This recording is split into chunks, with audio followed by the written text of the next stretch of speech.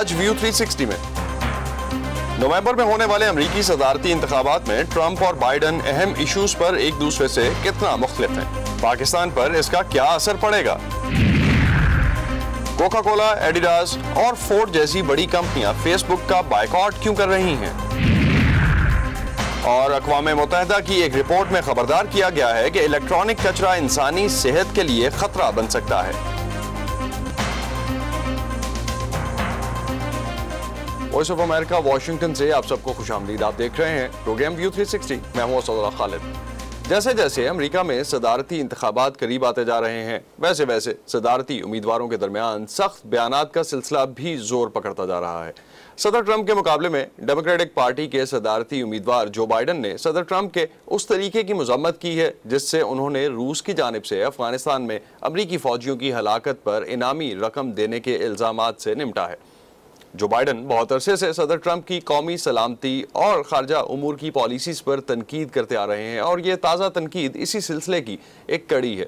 لیکن اگر ہم دونوں صدارتی امیدواروں کے بہت سے اہم ایشوز پر خیالات کا جائزہ لیں تو یہ اندازہ لگانا مشکل نہیں کہ دونوں کی سوچ میں کوئی زیادہ فرق نہیں ہے۔ مزید جانیں گے اس رپورٹ میں۔ منگل کے روز جو بائیڈن نے صدر ٹرمپ کے لیے سخت الفاظ استعمال کیے۔ وہ کہتے ہیں کہ صدر نے ان انٹیلیجنس رپورٹس پر سست رد عمل کا اظہار کیا ہے جن کے مطابق روس نے طالبان جنگجوؤں کو افغانستان میں امریکی فوجیوں کو مارنے کے پیسے دیے۔ صدر ٹرمپ کہتے ہیں کہ انہیں اس بارے میں بتایا ہی نہیں گیا اور یہ رپورٹس قابل اعتبار نہیں تھیں۔ یہ کہنا کہ انہیں اس کا پتہ ہی نہیں تھا اور انہیں نہیں بتایا گیا دراصل اپنے فرائض سے غفلت برتنا ہے، اور اگر ایسا ہوا ہے کہ انہیں بتایا گیا لیکن انہوں نے کیا کچھ نہیں، یہ بھی فرائض سے غفلت کے برابر ہے۔ جو بائیڈن صدر براک اوباما کے نائب صدر رہ چکے ہیں اور صدر ٹرمپ پر یہ کہہ کر تنقید کرتے ہیں کہ ان کی خارجہ پالیسی ایک بے تکی اور خطرناک خارجہ پالیسی ہے۔ جب امریکہ نے عراق میں امریکی فوجیوں پر تباہ کن ایرانی حملے کے جواب میں فضائی حملہ کیا اور ایران کے اعلیٰ فوجی جنرل کو ہلاک کر دیا تو اس سال جنوری میں جو بائیڈن نے کہا تھا کہ ٹرمپ نے ملک کو جنگ کے دہانے پر لا کھڑا کیا ہے۔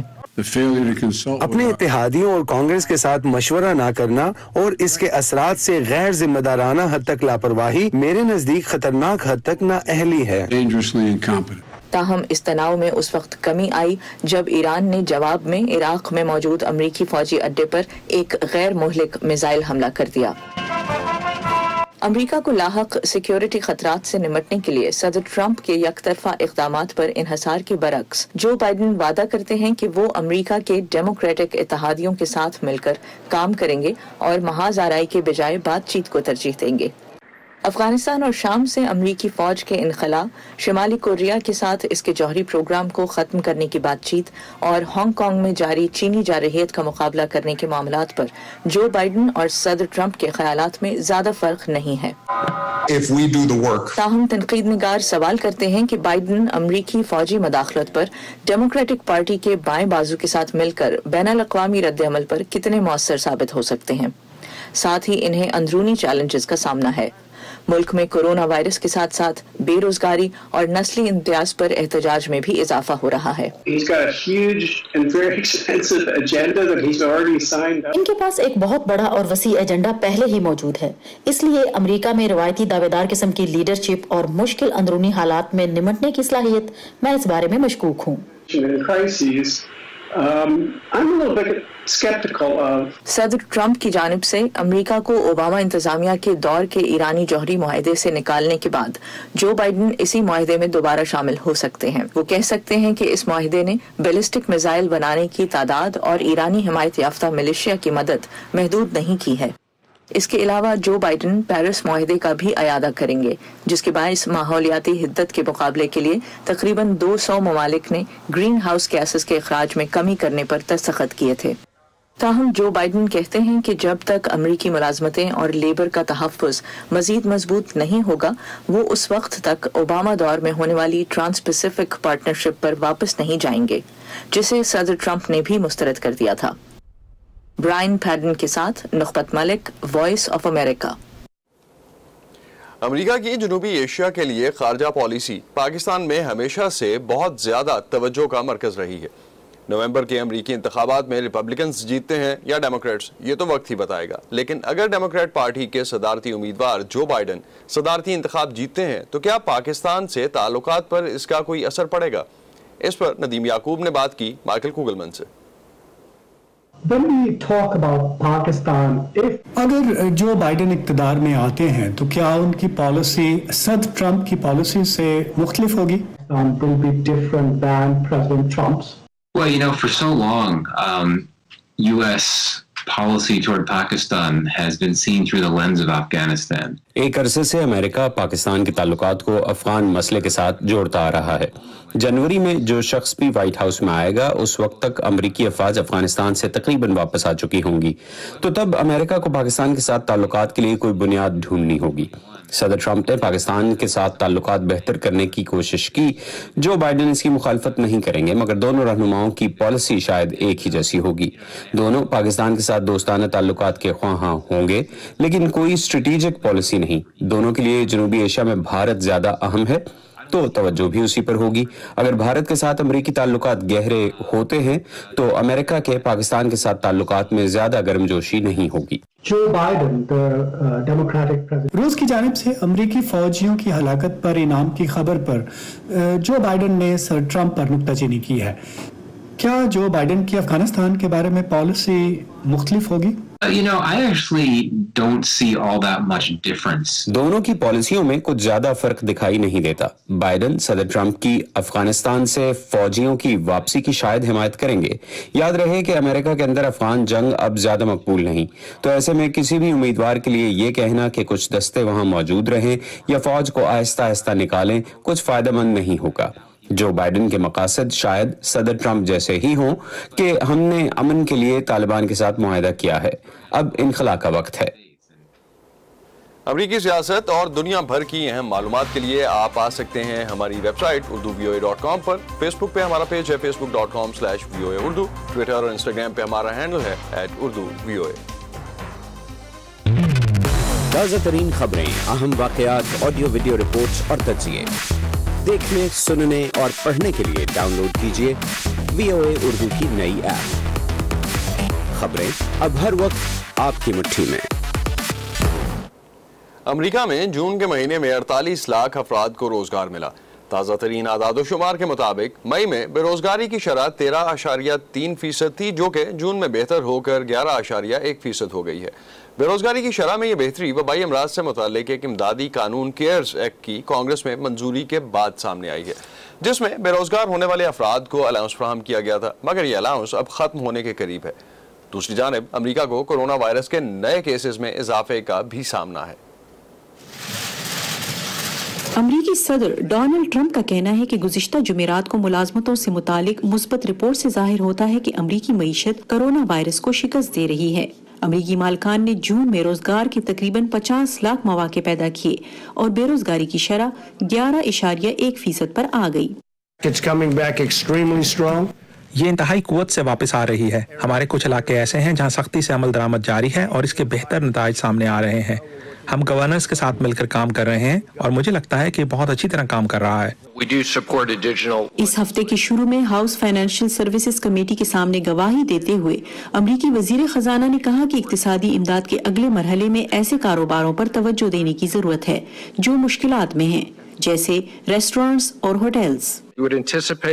ہم توقع کریں گے کہ کوئی بھی اضافی امداد ان صنعتوں کے لیے استعمال کی جائے جو خاص طور پر اس وبا کی وجہ سے سخت متاثر ہوئی ہیں، تاکہ تمام امریکی کام پر واپس جا سکیں۔ کورونا وبا کی وجہ سے پیدا ہونے والی کچھ مشکلات کو دور کرنے کے لیے کانگریس نے پے چیک پروٹیکشن پروگرام کے لیے $6.5 کھرب سے زیادہ رقم مختص کی۔ اس پروگرام کی مدت گزشتہ منگل کو ختم ہونے والی تھی، لیکن سینٹ نے 8 اگست تک عارضی توسیع کی منظوری دے دی۔ کیئرز ایکٹ کے تحت بے روزگاری الاؤنس کی مد میں ہفتہ وار $600 کی فراہمی اس ماہ کے آخر میں ختم ہو جائے گی۔ پے چیک پروٹیکشن پروگرام لاکھوں ملازمین کو اپنی ملازمتیں برقرار رکھنے میں مدد کرتا ہے اور ان مشکل مہینوں میں ان ادائیگیوں سے لاکھوں خاندانوں اور کارکنوں کی مدد ہو رہی ہے۔ کچھ صنعتیں جیسے تعمیرات تیزی سے بحال ہو رہی ہے، جبکہ ریٹیل اور ٹریول جیسی صنعتوں کو طویل اثرات کا سامنا کرنا پڑ رہا ہے اور انہیں اضافی امداد کی ضرورت پڑ سکتی ہے۔ फेडरल रिजर्व के चेयरमैन का कहना है कि अगरचे हालिया मुआशी आदात शुमार से कुछ मुस्बत इशारे मिल रहे हैं, लेकिन ये याद रखना जरूरी है कि हाल ही में 2 करोड़ से ज्यादा अमरीकी अपनी मुलाजमत से महरूम हो गए हैं। बेरोजगारी में इजाफा खास तौर पर कम उजरत वाले मजदूरों, खवातीन, अफ्रीकन अमेरिकन और हिस्पानवी नजाद अफराद के लिए ज्यादा मुश्किल है। मईशत के बेहतर होने का रास्ता गैर मामूली तौर पर गैर यकीनी है और इसका इन्हिसार बड़ी हद तक इस वायरस पर काबू पाने में हमारी कामयाबी पर है।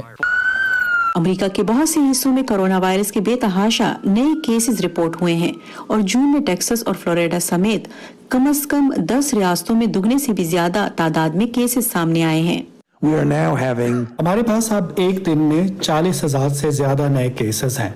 मुझे हैरत नहीं होगी अगर ये सूरत हाल में तब्दीली ना आए तो ये तादाद 1 लाख रोजाना तक जा सकती है, लिहाजा मुझे बहुत तशवीश है। डॉक्टर एंथनी फाउची और आला तिबी माहिरीन खबरदार कर रहे हैं कि अगर कुछ लोगों ने अपना तर्ज अमल तब्दील न किया तो सूरत हाल संगीन हो सकती है।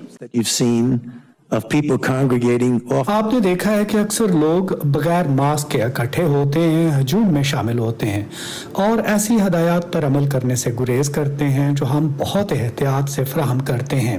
अगर हम बाज ना आए तो इंतहाई मुश्किल में पड़ सकते हैं।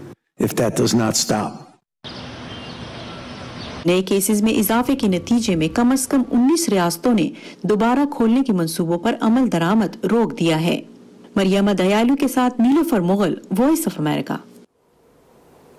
फोर्ड, एडिडास, कोका कोला और लेगो जैसी कंपनियां इस महीने से फेसबुक का बायकॉट कर रही हैं। वो अमेरिका में इस सोशल नेटवर्क पर अपने इश्तिहारात देना बंद कर रही हैं। चंद इश्तिहार देने वाली कंपनियां एक मुनज़्ज़म बायकॉट करने का मुतालबा कर रही हैं कि फेसबुक को इंतखाबी मुहिम के दौरान वोट डालने, नफरत अंगेज गुफ्तगू, साजिशों और गलत इतलात जैसे मौज़ूआत पर मवाद की छानबीन के लिए मजीद इक़दाम करने चाहिए। फेसबुक ने कुछ तब्दीलियों के साथ जवाब तो दिया है, लेकिन क्या ये काफ़ी होगा? आइए जानते हैं इस रिपोर्ट में।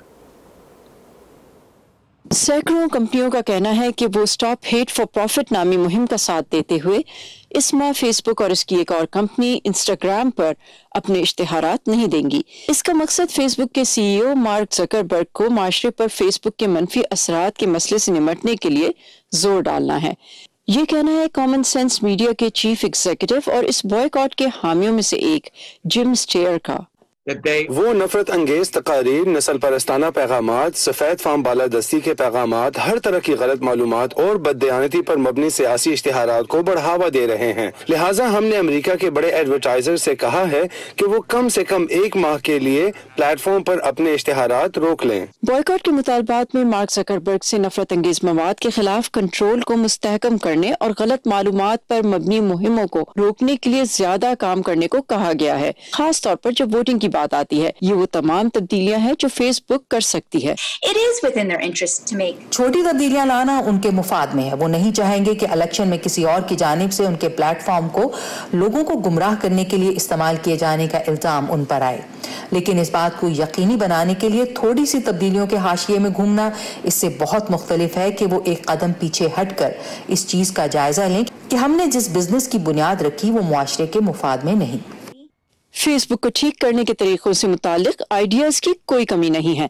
कुछ कवायद और ज़वाबित का मुतालबा करते हैं। दूसरों का कहना है कि कंपनी को तोड़कर ज़करबर्ग को, जो फर्म के बड़े हिस्से के मालिक हैं, एक बोर्ड के सामने जवाबदेह बनाना चाहिए। एक ख्याल यह है कि फैसला साजी में मदद के लिए अखलाकियात के माहिरीन की खिदमात हासिल करके उन्हें कंपनी में इख्तियार दिया जाए ताकि वो फैसला साजी में मदद कर सकें। मुझे नहीं लगता कि इक़दार का कोई एक बुनियादी मजमुआ है। काश ऐसा होता, और मेरी ख्वाहिश है कि आम लोगों की मदद की कोई ख्वाहिश पाई जाती, या इंसानी हुकूक के तहफ़्फ़ुज़ के लिए कोशिश की जाती, या ऐसी कोई चीज होती जिससे वाक़ियतन इन्हें रहनुमा उसूल तरतीब देने में मदद मिल पाती। फेसबुक का कहना है कि वो नफरत अंगेज मवाद को बर्दाश्त नहीं करती और इसका खुदकार निज़ाम सार्फिन की देखने से पहले ही इश्तिआल अंगेज इश्तिहारात हटा देता है। हाल ही में कंपनी ने बाहर से कराए जाने वाले एक ऑडिट की भी हामी भरी ताकि फेसबुक के उन इक़दामात का जायजा लिया जा सके जो वो नफरत अंगेज मवाद के इश्तिहारात के साथ नजर न आने के लिए उठा रहे हैं।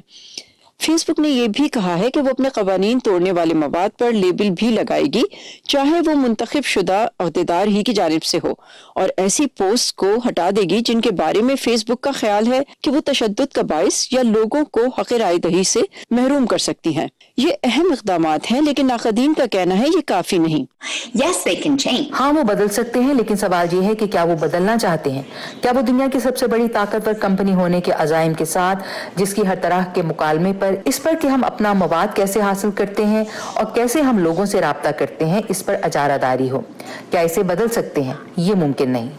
बॉयकॉट मुंतज़मीन का कहना है कि उनकी मुहिम आलमी सतह पर चल रही है, लेकिन ये जानने में कि क्या उनकी कोशिशों का कोई देर पा असर पड़ेगा, इसमें वक्त लगेगा। मिशेल क्विन के साथ सबा Khan, voice of America. Infographics, दाखिले पर दर्जा हरारत की जांच, इंफ्रारेड लैंप और मोबाइल ऐप से चलने वाली लिफ्ट्स, ये शायद न्यू नॉर्म्स होंगे। अमेरिका में माहिरीन का कहना है कि कोविड-19 के बाद दफातर में ड्रामाई अंदाज में तब्दीलियां आने वाली हैं, और ऐसे में जब ज़्यादातर लोगों के घरों से काम करने के बायस अमेरिका में ज़्यादातर दफातर खाली हैं, आर्किटेक्ट्स दफ्तरों को इस नई हकीकत के लिए तब्दील करने में मसरूफ़ हैं। मज़ीद जानेंगे इस रिपोर्ट में। Real estate developers company JBG Smith इस वक्त शुमाली वर्जीनिया में अमेज़न का कॉर्पोरेट हेडक्वार्टर तामीर कर रही है, जिसे HQ2 कहा जाता है। बिल्डर ने हाल ही में अपना एक मंसूबा पेश किया है कि अमरीकी मुलाजमीन दोबारा अपने काम पर कैसे लौट सकेंगे। If you look at our plan, it's intentionally laid out. अगर आप हमारे मंसूबे को देखें तो ये जानबूझकर इस तरह तरतीब दिया गया है कि सब कुछ तरतीब से हो। लिहाजा हम मुलाजमीन की आमद की तरतीब और उन तमाम चीजों से शुरू करते हैं जो हमारे लॉबी डिजाइन को मुख्तलिफ बनाते हैं, सारे साइंस जो हमने शामिल किए हैं। माहिरीन को जो चीज ज्यादा परेशान कर रही है वो बड़े अवामी मकामात हैं। हर रोज सैकड़ों लोग दफातर के मरकजी हिस्सों में लिफ्ट के बटनों और दरवाजों के हैंडल्स को छूते हैं। खुसूसी मोबाइल ऐप्स की मदद से मुलाजमीन को इन चीजों को हाथ लगाए बगैर इस्तेमाल करने की सहूलत मिल जाएगी। There is going to be permanent. कुछ अहम चीजें जिन पर हम काम करना चाहते हैं वो हैं जिन्हें हम इमारत के टच पॉइंट्स कहते हैं। वो यकीनी तौर पर ऐसी चीजें हैं जैसे दाखिल होने का दरवाजा, लिफ्टें, बाथरूम्स और रेस्टरूम वाले मकामात। और इस तरह हम जो अभी करने की कोशिश कर रहे हैं वो ये कि हर चीज के छुए जाने को कैसे कम से कम कर सकें। आलमी वबा के फैलने से पहले डेवलपर्स का बुनियादी काम एक दफ्तर की इमारत में ज्यादा से ज्यादा वर्क स्टेशंस बनाना था, लेकिन इस नई हकीकत के साथ वो तरजीहात तब्दील हो चुकी हैं। कारकुनों को ज्यादा से ज्यादा बाहर जाने की भी तरगीब दी जाएगी। कोविड-19 के बाद के ऑफिस डिजाइन में एक बहुत बड़ा रुझान पैदा होने वाला है और ये पहले से ही उसी तरफ जा रहा था, और वो ये है कि दफातर के डिजाइन में बाहर बैठने की जगह शामिल किए जाना। इससे पहले डेवलपर्स इस ख्याल के सबब बैरूनी जगह पर ज्यादा पैसा खर्च नहीं करना चाहते थे कि बाहर की जगह कम इस्तेमाल होती है, खास तौर पर टेक्सास में जहां गर्मियों में दर्जा हरारत 110 डिग्री तक पहुंच जाता है।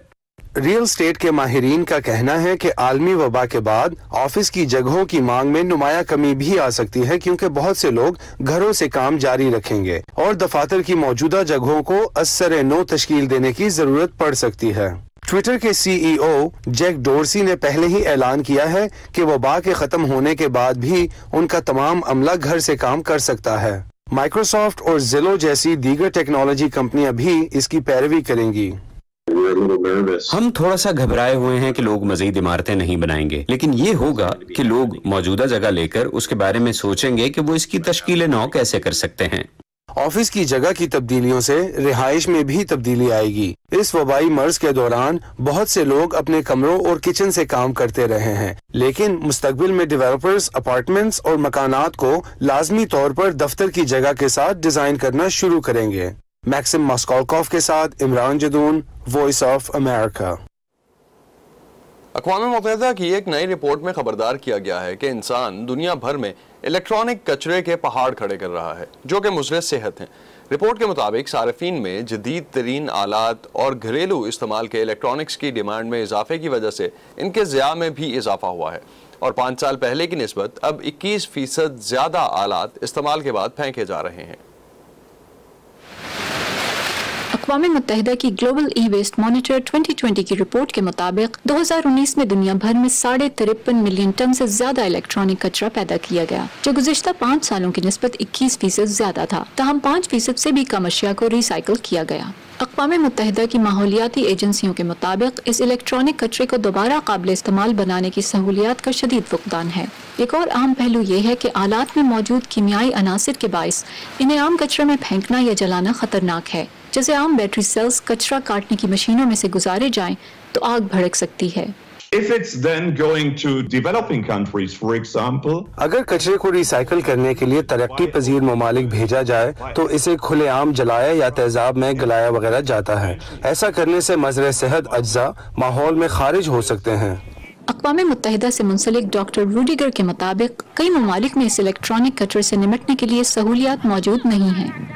developing countries are very efficient about is definitely collection. ترقی پذیر ممالک جس کام میں اچھے ہیں وہ گھروں سے جا کر الیکٹرانک کچرا جمع کرنے کا کام ہے، لیکن شمالی نصف کرے کے ممالک میں آپ کو اکثر خود جا کر اسے جمع کرانا پڑتا ہے، جو مشکل کام ہے۔ لیکن جب بات ہوتی ہے اس کچرے کو جمع کر کے دوبارہ قابل استعمال بنانے کی تو یورپی ممالک میں کچرا جمع کر کے ری سائیکلنگ کرنے کی شرح 40 سے 50% ہے، لیکن ترقی پذیر ممالک میں سہولیات نہ ہونے کی وجہ سے یہ شرح 20 یا 10% سے بھی کم ہے۔ اس رپورٹ کے مطابق 2019 میں محض 17% الیکٹرانک کچرا جمع اور ری سائیکل کیا گیا۔ You require these large scale industrial processes. یہ بڑے پیمانے اور اربوں ڈالر کی لاگت کا کام ہے، اس کے لیے بڑی سطح کا انفراسٹرکچر درکار ہے، اس لیے کم ہی ایسے مراکز موجود ہیں، لیکن اس پر تحقیق جاری ہے، جیسے سلیکون ویلی میں، جو ری سائیکلنگ کے لیے سنگ میل ہوگا۔ ماحولیاتی ماہرین کے مطابق اس نئی ٹیکنالوجی کے عام ہونے تک مؤثر طریقہ یہ ہو سکتا ہے کہ مینوفیکچررز کو خود ان کی اپنی مصنوعات کے اجزاء دوبارہ استعمال کرنے پر قائل کرنے کے لیے مراعات دی جائیں۔ تاہم اس رپورٹ کے مطابق خام اجزاء کی قیمت انہیں استعمال شدہ آلات سے نکالنے کی لاگت سے کہیں کم ہے۔ فائزہ بخاری، وائس آف امریکہ۔ ہر سال امریکہ میں جولائی کی 4 تاریخ کو آزادی کے دن کے طور پر منایا جاتا ہے۔ مخصوص مقامات پر آتش بازی کی جاتی ہے اور اسے دیکھنے کے لیے لوگوں کا ایک ہجوم موجود ہوتا ہے۔ امریکہ میں 4 جولائی کی اہمیت کے بارے میں کچھ حقائق جانتے ہیں اس رپورٹ سے۔ امریکی کیلنڈر میں اس دن وطن سے محبت کا سب سے زیادہ اظہار کیا جاتا ہے۔ 4 جولائی امریکہ کی پہلی 13 ریاستوں کے اس فیصلے کے بعد آزادی کے طور پر منایا جاتا ہے جس میں امریکی سرزمین پر برطانوی راج کے خاتمے کا اعلان کیا گیا، اگرچہ یہ فیصلہ 4 جولائی کو نہیں آیا تھا۔ 2 جولائی 1776 کو ان ریاستوں کے نمائندوں نے اصل میں آزادی کے لیے ووٹ ڈالا تھا، جس کے 2 روز بعد انہوں نے آزادی کے اس اعلان پر دستخط کیے جس میں ووٹ کی وضاحت کی گئی۔ صدر جان ایڈمز سمیت متعدد لوگ سمجھتے ہیں کہ 2 جولائی کو ووٹنگ کے دن کی یاد کے طور پر منانا چاہیے، لیکن اس ڈیکلیریشن کی کاپیاں بڑے پیمانے پر 4 تاریخ کو بانٹی گئیں، اس لیے یہی دن یادگار کے طور پر منایا جاتا ہے۔ یوم آزادی کے موقع پر آج کل پریڈ، سیاسی تقریریں اور آتش بازی کی جاتی ہے، لیکن اس برس کووڈ-19 کی وجہ سے لوگ اسے روایتی طور پر نہیں منا پائیں گے۔ تو 4 جولائی کو بڑی تعداد میں جو آتش بازی ہوتی ہے، ایک نئی تحقیق کے مطابق یہ فائر ورکس یا آتش بازی ممکنہ طور پر انسانوں اور جانوروں کے لیے نقصان دہ ہو سکتی ہے۔ نیو یارک یونیورسٹی کے میڈیکل اسکول کی تحقیق کے مطابق عام طور پر استعمال ہونے والے آتش بازی کے سامان میں استعمال کے بعد کچھ بھاری دھاتوں کے ذرات ہوا میں رہ جاتے ہیں، جیسا کہ ٹائٹینیم، تانبا یا سیسے اور اس جیسی بہت سی دھاتیں۔